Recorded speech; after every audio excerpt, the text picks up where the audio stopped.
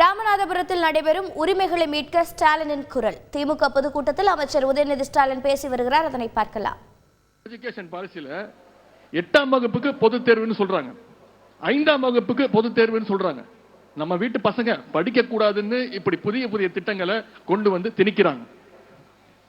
கல்வி உரிமை இன்னொன்னு, நீட் தேர்வு.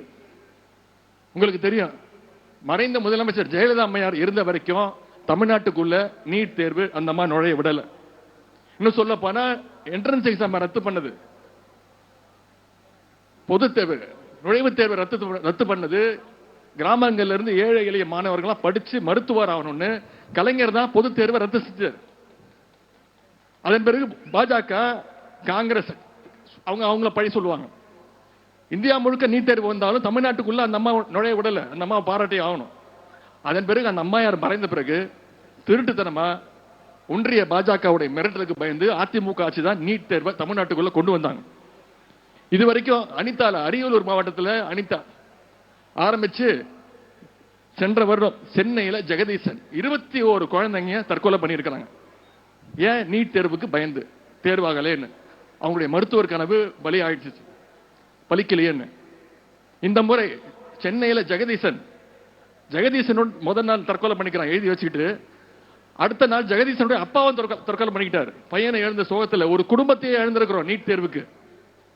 நம்ம தேர்தல் நேரத்தில் பிரச்சாரத்தில் சொன்னோம், நம்ம வந்தா நீட் தேர்வை ரத்து செய்வதற்கான முழு முயற்சியை ஈடுபட்டு இருக்கிறோம். இங்கிருந்து சட்ட மசோதா தாக்கல் பண்ணி அரசுக்கு அனுப்புறோம், ஒன்றிய அரசுக்கு அனுப்புறோம். இது வரைக்கும் குடியரசுத் தலைவர் கையெழுத்து போடாம இருக்கிறாங்க. இளைஞரணியின் சார்பா மாநாட்டில் தலைவர்கிட்ட கொடுத்திருக்கிறோம்.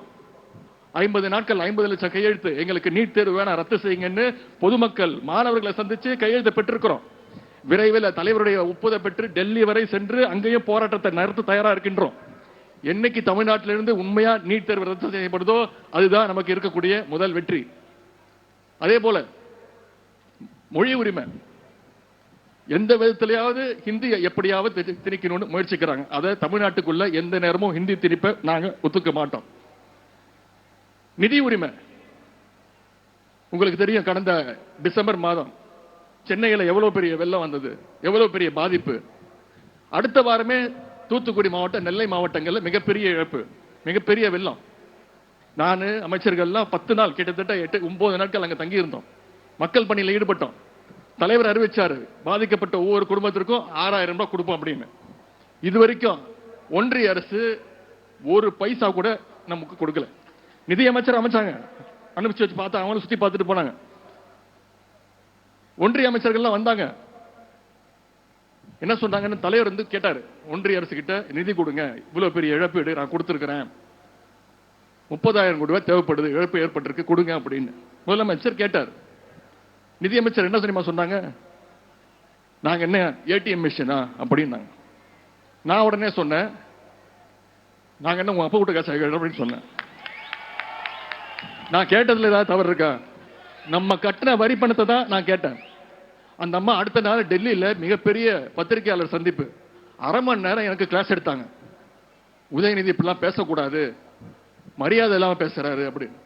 உடனே நான் அடுத்த நாள் சொல்லிட்டேன், மன்னிச்சிருங்கம்மா, நான் மரியாதை குறைவா பேசல, மாண்புமிகு மதிப்புமிகு உங்களுடைய அப்பா வீட்டு காசை நான் கேட்கல, எங்க தமிழ்நாட்டு மக்கள் கட்டி இருக்கக்கூடிய வரி பணத்தை தான் நான் கேட்கிறேன்னு சொன்னேன்.